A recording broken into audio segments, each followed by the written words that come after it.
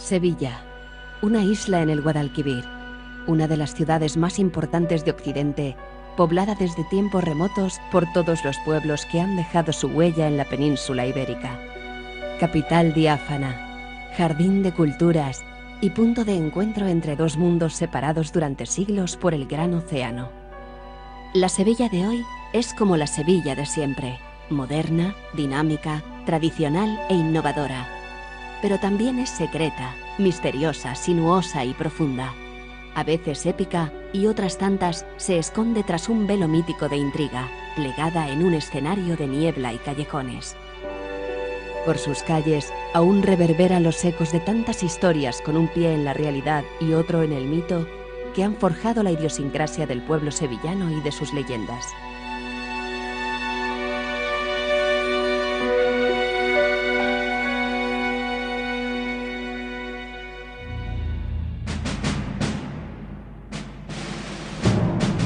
Los enigmas que se encierran en la historia de Sevilla son tan comunes que la propia interpretación del emblema municipal es motivo de debate entre los historiadores.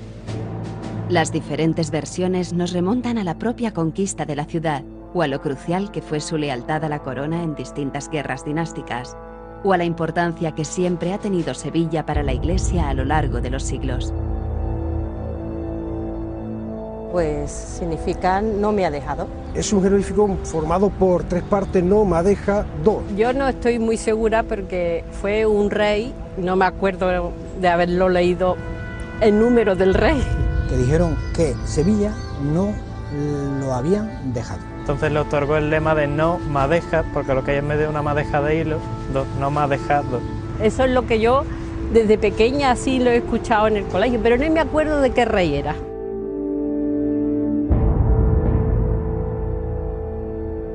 Nodo es una figura retórica que es un jeroglífico compuesto por no, NO, una madeja y do, deo. Entonces todo junto sería no madeja, do, o sea, no me ha dejado. El no me ha dejado, que es el emblema de Sevilla, es una leyenda de la cual hay dos versiones.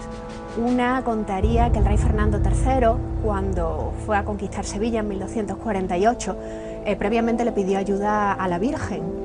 Y al salirle bien la campaña militar, pues puso el lema este como no me ha dejado, o sea, la Virgen no me ha dejado, o sea, no me ha abandonado. Otra es también de la misma época y se refiere a su hijo Alfonso X el Sabio. Alfonso X tenía una guerra civil muy larga contra su propio hijo, Sancho, que le quería quitar el trono, y Sevilla fue una de las pocas ciudades que se mantuvo fiel al rey legítimo, al rey Alfonso.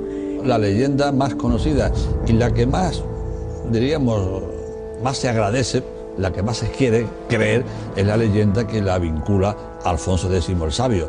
Pero ahora hay otras nuevas aportaciones científicas, más modernas, más recientes, de hace 5 o 6 años, que es la que aporta el profesor Emilio Carrillo, que desmonta tanto la de rey Fernando como la de Alfonso X el Sabio. Y es que esto haría referencia, estas letras, a in nomine Domini. Esta frase, digamos, aparece también en otros muchos escudos de ciudades, como por ejemplo Londres, y se aplicaría también a Sevilla. Significaría, por lo tanto, en el nombre del Señor.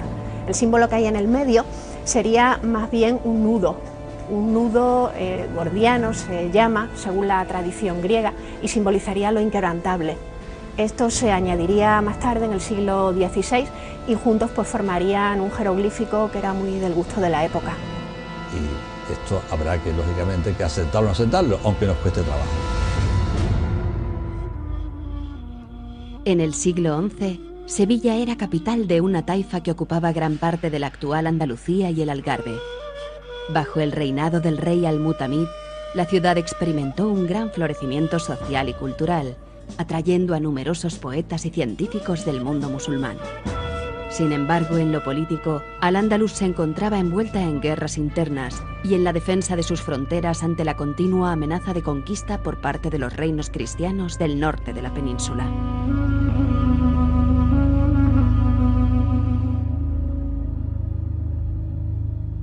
Alrededor del año 1078, durante el reinado de Al-Mutamid, parece que el reino de León, el rey de León, tenía sitiada la ciudad de Sevilla. El rey Al-Mutamid mandó a su emisario, a Benámar, a proponerle un reto al rey leonés Alfonso VI. A lograr, mediante un tratado, de alguna otra forma, que ese sitio de Sevilla se levantara. El reto consistía en una partida de ajedrez, de manera que entre Abenamar y Alfonso VI, quien ganara la partida se quedaría con Sevilla.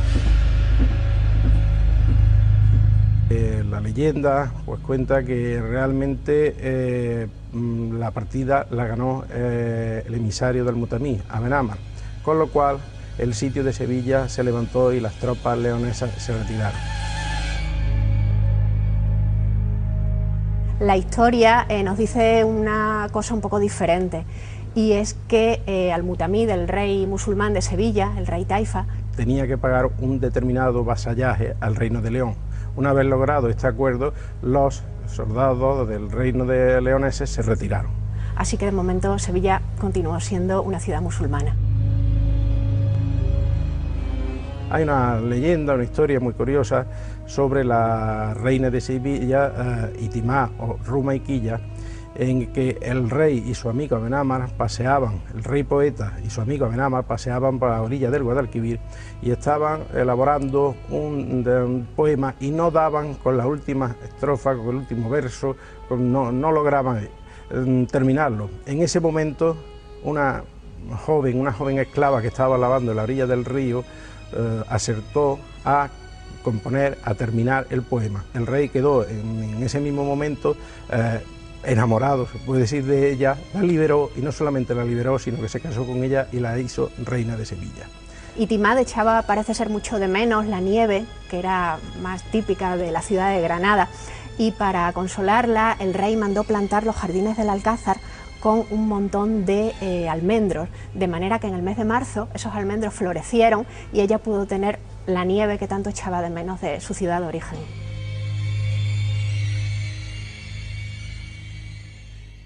Ya en el siglo XIV, después de la conquista cristiana de las tierras de Al-Ándalus, ocurrieron muchos episodios de disputas dinásticas, conjuras y revueltas entre las propias casas nobles castellanas.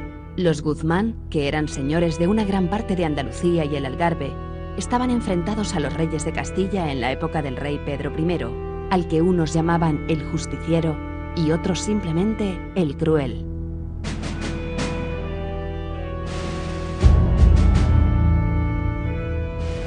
En esa época parece ser que una noche en el barrio de la Alfalfa tuvo lugar un duelo entre dos caballeros. En esa zona de la Alfalfa, que era una zona comercial, era muy normal que durante las horas de la madrugada hubiera vida. Esa noche una mujer que estaba desvelada, que no podía dormir, desde su ventana vio todo el duelo. Escuchó ruidos, fragores de conversaciones airadas, de batallas, de peleas. Y lógicamente pues la mujer con un candil pues trató de ver qué es lo que estaba sucediendo. Y entonces vio que dos encapuchados, dos personas pues que estaban discutiendo y que sacaron sus armas y se pusieron a batirse. Y uno de ellos pues mató al otro. La mujer vio a dos caballeros. Uno de ellos parece ser que era un noble procedente de la familia de los Guzmanes, una familia de muy alto linaje. El otro estaba envuelto en una misteriosa capa. Y entonces escuchó un ruido característico que era el que le hacían las piernas, las rodillas a don Pedro. Y esa fue la manera que tuvo de identificar al asesino. Cuando el duelo terminó y uno de los caballeros mató al contrario, la mujer se asustó y en ese momento se le cayó el candil a la calle. El caballero asesino miró hacia la ventana y salió huyendo. Lo que menos pudo pesar el rey don Pedro es que había sido visto por una anciana. Entonces él, para demostrar que no tiene nada que ver con el asunto, pues prometió solemnemente que le cortaría la cabeza al que había matado a Guzmán y la pondría en público. Pero claro, se encontró con algo inesperado, que la única testigo, que era esta anciana, como no quería decirlo directamente, llevó un espejo y cuando preguntaron si alguien sabía quién había sido el asesino del caballero Guzmán, ella con el espejo apuntó a la cabeza del rey don Pedro. Este es quien mató a Guzmán. Concluido el juicio, al que hemos hecho referencia, pues el rey mandó poner el busto del asesino en el lugar donde se ha producido. Ese busto era una escultura muy misteriosa porque estaba tapada con una sábana, con un paño. Y no se quitó la lona hasta que el rey murió. Lo que pasa es que este lugar, con el curso de los años, de los siglos, pues ha ido modificándose ligeramente. Es decir, que donde está hoy la cabeza del rey don Pedro no es exactamente donde se puso por primera vez. Y en cuanto al propio busto, la factura del busto, pues tampoco es el original, pero está muy, muy bonita y se mantiene la leyenda gracias a ese busto ahí en la calle. Durante la regencia de los reyes católicos, ya en la Baja Edad Media y a las puertas del Renacimiento, tuvieron lugar en España una serie de conflictos sociales que enfrentaron a la mayoría religiosa cristiana con las minorías judías que aún permanecían en muchas ciudades del país.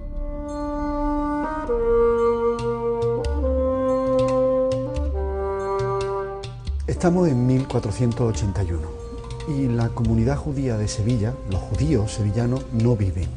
Lo que hacen es ocultarse. Estaban todo el tiempo bajo sospecha del tribunal de la Inquisición, que pensaba que seguían practicando la religión judía en secreto.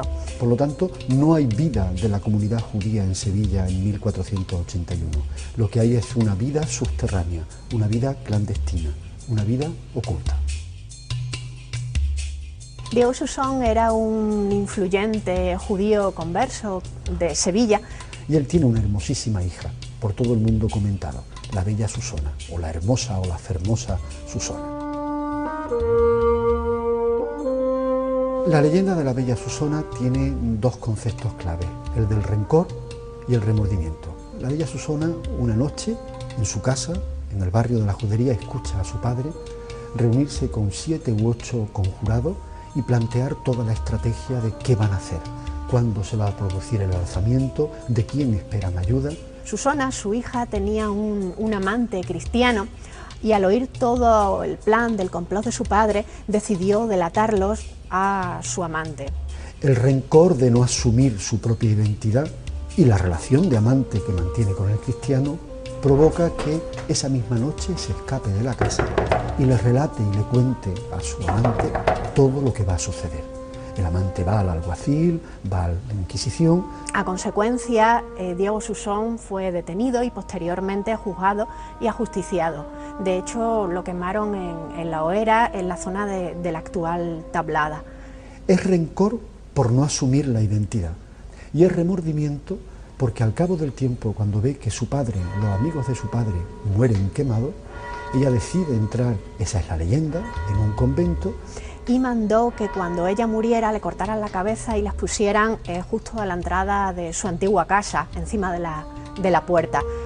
Para escarnio de todos aquellos que sienten rencor, de todos aquellos que no asumen su identidad, de todos aquellos que por el remordimiento tienen que pedir perdón por algo hecho. Así se hizo y esa cabeza estuvo durante muchísimo tiempo, hasta bien entrado el siglo XVII, en ese mismo lugar.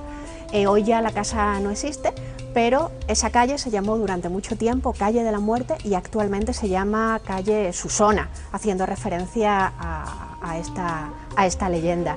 La leyenda de la bella Susona es el rencor de no asumir cuál es tu identidad, pero la leyenda dice algo mucho más importante, es el remordimiento de haber hecho algo que no tenía que haber hecho nunca.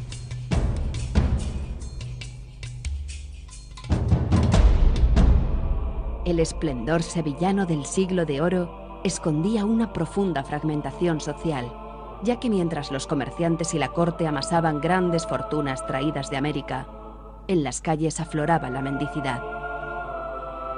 Se puede considerar a la Sevilla de la época como la capital comercial con el Nuevo Mundo, lo que atrajo a numerosos buscadores de fortuna procedentes de toda Europa. Los Mañara fueron una de aquellas familias que habían venido del extranjero para comerciar en Sevilla y pronto consiguieron acomodarse en la sociedad burguesa de la ciudad.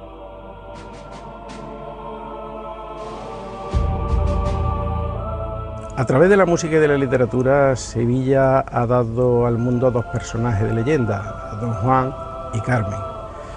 Hay quien le atribuye este personaje de Don Juan a la figura real de Miguel de Mañara.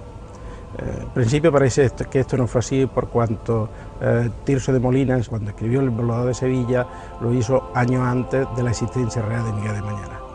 Miguel Mañara es un personaje excepcional del siglo de oro, del segundo siglo de oro, que a mi juicio no ha sido debidamente valorado ni por la historia de la propia ciudad ni por la Iglesia, porque en paralelo a Miguel está la vida de San Juan de Dios, por ejemplo.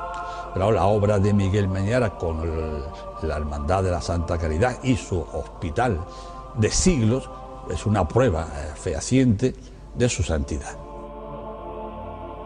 Miguel Mañara vivía como vivía en la juventud de su tiempo, es decir, no podemos hacer abstracción del personaje, de sus circunstancias de tiempo y lugar. Pues era un señor joven que vivía muy bien, que era rico y que por lo tanto se divertía a su modo. Este hombre, en una situación que a esta altura nos queda muy clara, bien parece que fue en una trifulca o bien persiguiendo a una dama, sufrió una conversión y de gran pecador pasó a ser un gran virtuoso. Hay varias leyendas sobre Miguel Mañara, muchas leyendas, diría yo, pero vamos, las dos más importantes que se mantienen, que son las de las mujeres con el esqueleto, están muy vinculadas a la leyenda de Don Juan. No, yo creo que la leyenda más real, más verosímil, es la leyenda en la que él ve su propio entierro. O sea, es el encuentro con la espiritualidad ignota y entonces eso es lo que a él le sirve, diríamos, de revulsivo para cambiar su vida de joven calavera, ¿no? Eso es que esa es la leyenda que a mi juicio responde más a la realidad. Creó la Hermandad de la Santa Caridad y hizo una gran labor. Desde ese mismo momento su vida fue de penitencia y de modestia y dedicación a los enfermos y a los pobres, y en especial a aquellos condenados a muerte que en ese momento no se encontraban con ningún tipo de ayuda.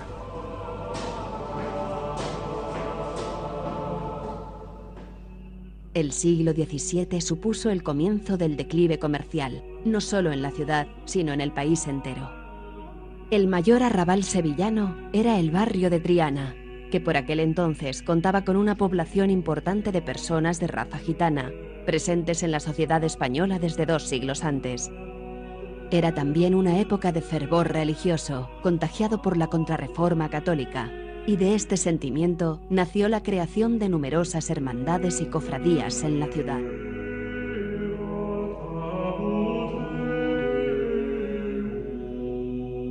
Entre el siglo XVII, digamos que es el boom de la imaginería barroca y sobre todo dedicado a asuntos religiosos, ¿no? Ruiz Gijón se enmarca dentro de esta época, ¿no?, de grandes imagineros que podemos ver ahora mismo sus tallas cada año en la Semana Santa. Se le hicieron muchos encargos, pero todos los historiadores dicen que cuando se le encarga al Cristo de la Expiración, el cachorro, en 1682, de verdad que dicen que casi se vuelve loco, ¿no?, porque no era capaz de encontrar el modelo exacto para hacer el cachorro. Cuenta la leyenda que Ruiz Gijón, pues en sus devaneos por no poder conseguir, solía salir mucho por la noche y sobre todo frecuentaba el barrio de Triana. Ya en Triana pues había un ambiente muy especial, había bares, había cante, había las cosas más auténticas de este barrio, ¿no? El cachorro era un gitano muy conocido en Triana y que se supone que mantenía amoríos con una noble sevillana. Y el marido, pues en despecho, dice la leyenda, que lo encontró en el puente de Triana y que allí le dio muerte. Francisco Antonio Ruiz Gijón venía hacia Triana y presenció directamente cómo el gitano moría de espada, dice que del mismo puente, ¿no? Y esa agonía está plasmada en la talla, que es muy realista y casi puedes ver cómo es un hombre agonizando, ¿no? Ruiz Gijón parece ser que también En aquella época era una tradición de comprar pescado frito a la entrada del puente, decían que se vendían el pescado en aquellos papeles de estraza, y que sobre ese papel de estraza diseñó la cara y el cuerpo moribundo del cachorro. Cuando salió en procesión por primera vez esta talla, pues la gente empezaron a gritar que el cachorro, es decir, que reconocieron al gitano de Triana en la talla, ¿no? Bueno, pues esa es la leyenda, ¿no? Que el cachorro está basado en la muerte de un hijo de Triana que era gitano, y que Ruy Gijón fue capaz de plasmar la agonía de la muerte de ese hombre en la cara del Cristo.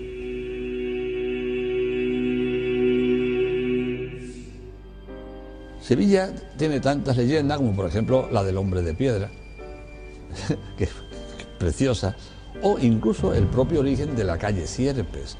Hay enclaves árabes que tienen leyendas típicamente árabes, o los irlandeses tienen sus leyendas gaélicas, ¿no? Pues nosotros tenemos una variedad que yo creo que por eso lo hace tan especial a Sevilla. Yo creo que las leyendas, las historias son lo que identifican a las ciudades, a las grandes ciudades.